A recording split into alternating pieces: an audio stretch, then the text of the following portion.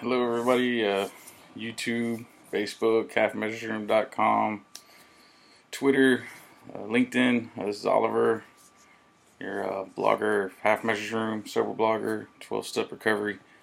Really looking forward to doing this tonight. I'm doing it inside the house because it's just dark outside, and I really wanted to get this done tonight. Otherwise, I would have gone somewhere. And I was trying to think of a place to go. I had a couple of things in mind, but I just didn't want to wait till tomorrow. I'm picking my daughter up and hoping to spend the day with her. So I want to make sure and get this done today. Got a lot of things I want to talk about. Just don't know where to where to start, and I want to keep this thing at 20 minutes. That's usually how long I keep these vlogs for. I think I've said this before. I wanted to try to open my blogs back up a little more, be a little more personal, a little more about what's going on with me, without getting too specific, because I just don't have the time. I just having some troubles with work for a while now, and it's really taking a toll on my attitude, my behavior, my personality. I've been down in the dumps. I've been angry, depressed, and I try not to talk about it, because selfishness being the root of an addict's troubles. I just think I was thinking too much of myself, feeling too bad about my personal situations. I want to look more towards others and how I can help them. And family's been a big part of my life for a while now, and so I try to do what I can around the house and staying close with my family. But when my attitude gets sore and I'm depressed and not real happy with the things, it starts affecting others as well. And I just didn't like that. I tried to be a little more social lately. Going to meetings, being a part of rather than apart from. Trying to talk to people a little more. I'm not real good about talking to people, especially people that I don't know, people that are new. I don't really exactly know why they are where they're at, and why they're having to be at that place at a specific time. And it's just really hard for me to reach my hand out there and create conversation. But it's good getting back to the group and being connected to people that I've known for years. And being part of the meetings is important. And I've been asked to share more than listen, and listening has been more important to me in the past few years, to hear the message of my higher power. I'm not one to hear the the word of God from the sky in my prayers. It's never happened to me before, but I hear it from other people like yourselves, sharing things. So meetings are really important for me to hear that message.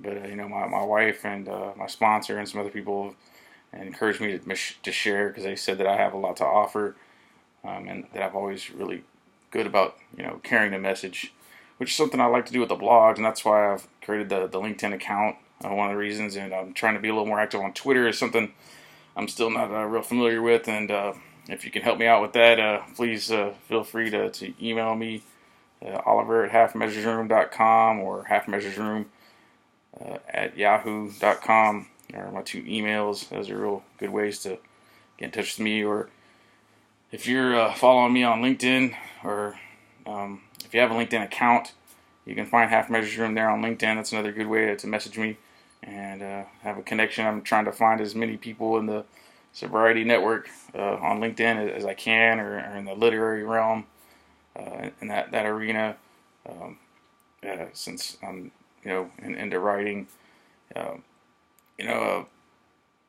Something else that has been coming up as far as helping others. There's a couple people in my life that I've been thinking quite a bit about. One of them is right down the street. He's homeless. He has this camp out in the woods, and he's sometimes out, with a sign. And it's someone that I've met in a meeting. I don't know him real well. I've just known him for a few years. He had a real issue with the 12-step program because it wasn't Christian centered. And I explained to him, about Celebrate Recovery, and he actually went to a couple of those meetings, and he wasn't real happy with those either. He's a very orthodox, strict Christian. Doesn't call Jesus. Jesus calls him Yesu, and calls God Yahweh. Um, I don't really know much about that. I just know he doesn't even really like organized church and denominations and things like that. So it's been really hard for me to think of ways to be of service to this guy, to help this guy. Try to drive by the intersection where he sometimes stands. I haven't seen him there. I don't know where his camp is out in the woods, and it's just really hard for me to think of ways to be of service to this man. But I'll still keep trying to keep an eye out for him and keep a few bucks in my pocket to hand over to him. Maybe take him somewhere to eat something. I don't want to bring him home. I don't want to bring him into my personal life. And I don't know the guy very well. I don't know where he's at in sobriety and the kind of person he is. I know he's got a lot of anger issues and things of that nature, and I got a lot of kids around, so it's there's just something I've noticed with the addiction, alcoholism community. There are some people that maybe are coming in and out that haven't been around that long, and there's a way to keep kind of a distance, still be of service, be of help, but not to really include them in your personal life, and until you've built this trust system. I'm not saying everybody's like that. There are certain people that fall into that realm. One in particular I have been able to do something for lately. A lady I've known for some years. Met her at the group, my home group. She's been in and out quite a bit. Get maybe 3 months here, 6 months there, and then go back out again. She has some kids. She used to live right across the street from me. As a matter of fact, me and my wife have helped her out in a number of different ways. We've been there for interactions a couple times to help her try to find a better way of working this program, or productive means of staying sober and keeping sober. And she's in prison currently. She had a DWI, and I guess don't know her situation exactly, don't know specifics. I just assuming that something got revoked, and she got sent to jail. And fortunately, she's was able to go into this thing called a safe P. I don't know any of y'all here in Texas. They call these things safe Ps. I think it's like a 2-year program. And it's in prison, but it's kind of like a rehab kind of thing. And you take classes and stuff like that. And I'm sure being in prison, you also, if you're on a farm, I'm sure you also have to do certain types of work around there. And I'm sure it's much like regular prison life, but you just go to classes as well. And there's been a lady that's taken over her Facebook account, who I'm friends with there, and she's been asking people to send her letters, to send her money and things of that nature. I don't know how much response she's been getting, but I was trying to think of ways to respond to help her out. But I don't want to send her any money, and I wasn't sure what kind of book to get her. So I thought about the book that I've been writing, that I put together, and it's about 12 steps sobriety, and it's the blogs of my personal activities with staying sober and keeping sober.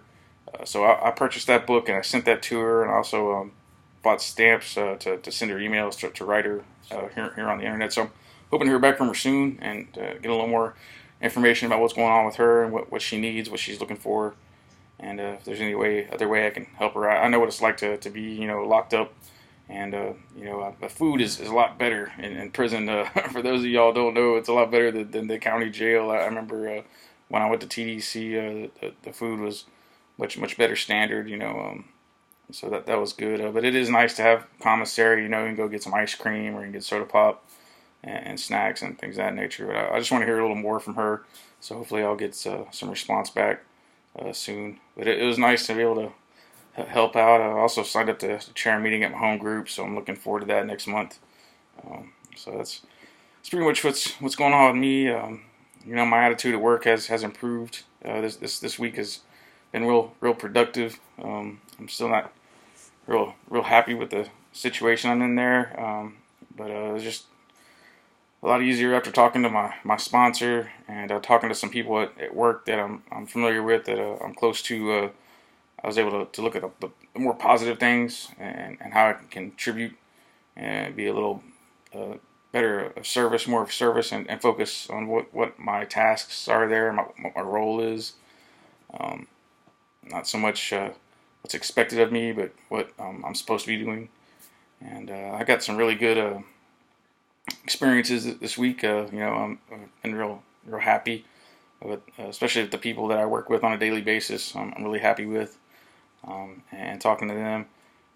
One of them actually bought a couple of the Half Measures Room books, which I'm really happy. I'm excited to hear what she's got to say about that. She's a kind of a literary person, really into books and into writing, and blogging. So I'm excited to hear what she thinks of that. Something else that occurred to me. I think I've probably talked about this. If y'all have heard or read about this before, I've been into creative writing since I was, real young. Since I was a child. In high school, I was the editor of the first literary magazine. I was a journalist on the newspaper staff, and I just wrote a lot of poems and short stories. And I still have collections of that stuff. And something that my English teacher told me early on in high school was just never throw anything away. He said, Oliver, you need to keep everything you write down. Even if it doesn't mean anything to you now, you don't like it. Later on you can pick it up and really work with it. So I've got a collection of that kind of stuff. And when I went to jail and to prison, I wrote about why that happened and what it was like being locked up. I remember I filled up quite a couple of notebooks of that kind of stuff, and I wanted to write this fictional semi-autobiographical book, and I got started on it, and I just didn't really have a plot for it, so it's just been kind of stalled and sitting on my computer here. But the thought occurred to me this week. I could take that stuff that I wrote when I was locked up and incorporate that into my book somehow. And so that was a really good inspiration, something that really brought a smile to my face and some new light into my life. So I think my attitude is really improved with the help of people around me that are sober and are staying sober and clean and working the steps. My sponsor and my wife really helped me out with that, and a couple other people that I know in the program that I've been talking to lately. Anyway, I've got about 10 minutes left. I want to talk about the reason I did the vlog. I have a friend of mine.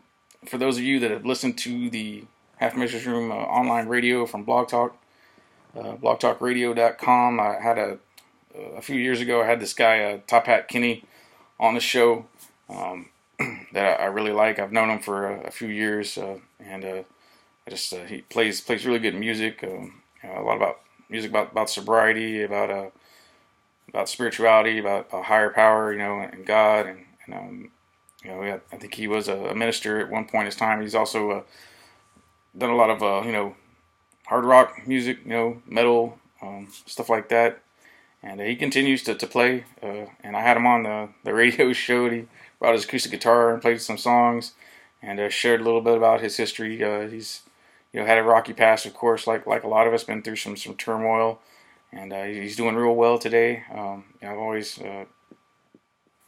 liked hearing what he has to say. He's a real spiritual guy, and knows a lot about these steps, and can really pass on some really good experience, strength, and hope. But I knew he had written a book, a poetry book about God, and I asked him how he had self-published that, because the Bookemon thing, the price was a little high.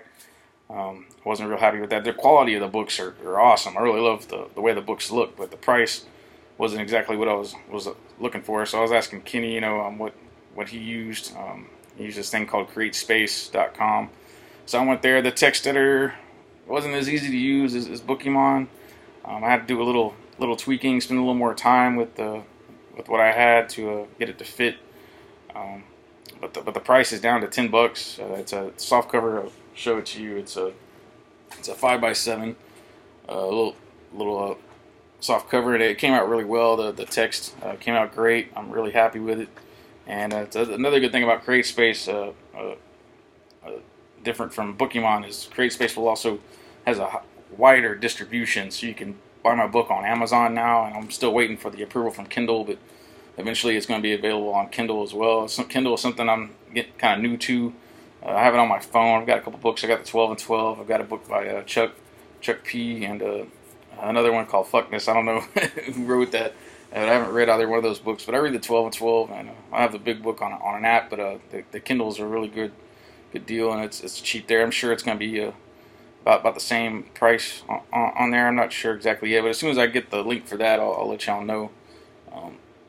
Anyway, since I've got the book in hand, I want to go ahead and read a blog out of here. This is on, if you got the Amazon version or the CreateSpace, this is on page 273. It's called Emotional Turmoil Before Serenity. When I came to the program this time around, all I wanted was my wife to stop bitching at me.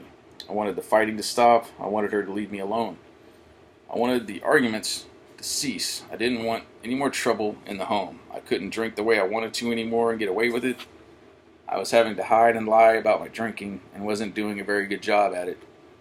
Once the drinking and drugging stopped, the problems continued. Although I had stayed sober for a couple months, things weren't getting any better.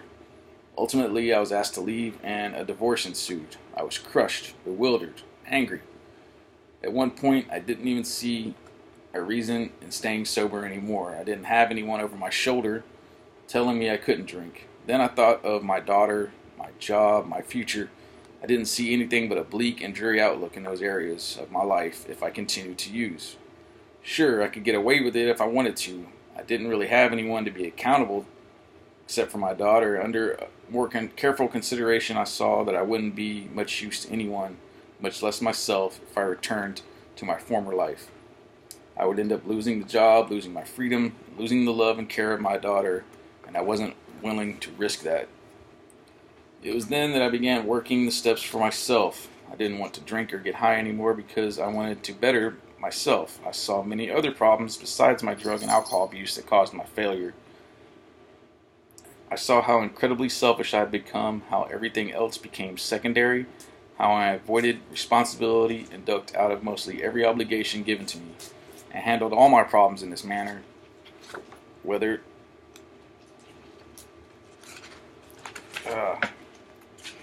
I was lying about something, denying something happened, walking away from a disagreement, or becoming defensive and confrontational.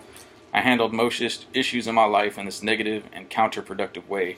It was how I attempted to manage life.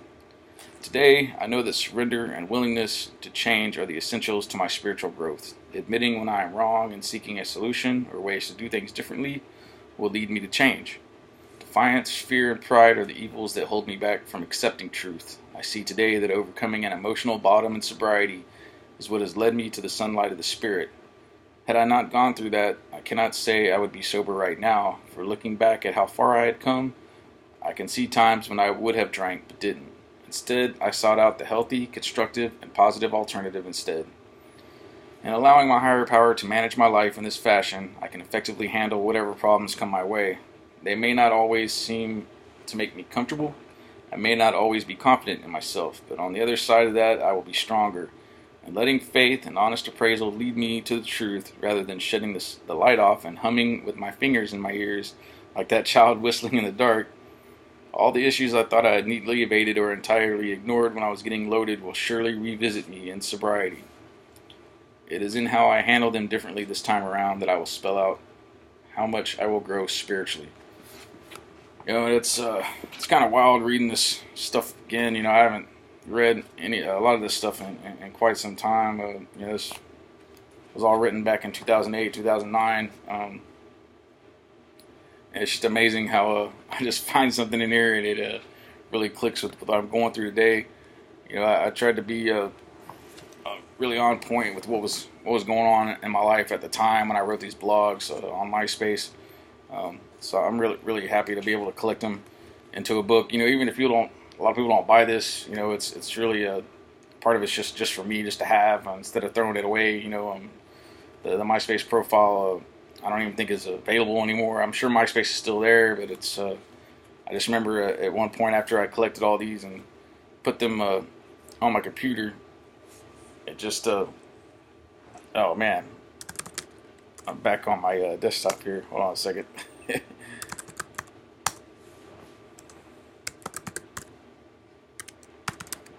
Wow, that sucked. Um, yeah, Kenny really helped me get this going, so I wanted to plug his book as well. Um, and his book, I'm sure you can find it on Amazon. Also, it's called Daily Poetry with God's Help. Um, and it's like a devotional. It's got the days of the year here. Um, and reading through it, I wanted to look at the most recently stuff. So I'm going to read the next few poems for the day. They seem to really be linked together. It says here, what is your ideology, your center of belief? Can you list them chronologically? This can bring you relief. Lord, help me be filled with thoughtfulness, yet in an abstract sort of way, not only that I do to the fullest, but that I do it differently each and every day. Seek the silver lining behind every cloud. Their reward is for the meek, never for the proud. Be prepared to stand alone, away from the crowd. Humble is Jesus' way, arrogance is not allowed. And this is another thing that's just really fitting where I'm at today. It doesn't really matter what I'm going through, how bad things can be. Sometimes it's the smallest things in life that bring a smile to my face that can really improve, how I'm seeing things and how I'm reacting to life. Everybody goes through tough things, and some people are going through tougher things than I am, and that's something I also need to keep in mind. That like my sponsor told me when we had that meeting earlier this week, my needs are being met. I got food in the fridge. I've got a wife and kids to come home to. I have a job. I have a car in order to get to the job, and I've got money to pay the bills, to keep the lights on. Everything that I could ever ask for, I have it. So my needs are definitely being met, and I'm sober. I've been able to stay sober, and it's just a daily thing for me. I don't have to remain in negativity. And even though I may not want to talk to somebody, I need to share it with someone to let them know where I'm at, and why I'm there. What's been keeping me down. Communication is very important for me to overcome. The defects in doing the writing. The inventory work is very important. And the 10th and 11th step, crucial. All 12 steps really are. But keeping it in mind that I do have these defects of character, and that keep me in this sour state of mind. And thinking about myself, I should really think about others and how I can better help meet their needs. No matter who they are, I can always be available. No matter how much I have, I can always contribute and put my hand out there. And striking up conversation is something that I'm just gonna have to work on. I can sit here and talk to the computer, talk to you guys, even though I don't know. A lot of you probably that are watching this. This is something that way for me to carry the message and improvement in my life. So at the bottom of the YouTube video and at halfmeasuresroom.com under this vlog, I'm going to put some links for Kenny's book, his daily devotional with the poetry, and also put the link for the Amazon version of just notes from the Half Measures Room. And I also want to put a link for the radio show with Top Hat Kenney's performance and his interview. The Half Measures Room online radio. It's been a few years since I did that, but I'd really like y'all to be able to have a taste of what his life is like and what he's creative about. It was a really good show. I really enjoyed having him on. Doing the online radio is something that I want to do again soon, and as soon as I'm in a good place to be able to do that, I'll let you know. I really want to get back to that. Not only is blogging really helped me, and I really like doing it. It's something that's comes real natural to me. But with the radio show was also something I liked. It was like having a meeting, but at the house on the computer with people, all over. I really like that. Um, so thanks for watching, and I'll see y'all soon. Remember, have the LinkedIn account, Facebook, Twitter, and halfmeasuresroom.com. And if you're just watching this on YouTube, please subscribe if you like what you're seeing and hearing. And I'll see y'all later. God bless.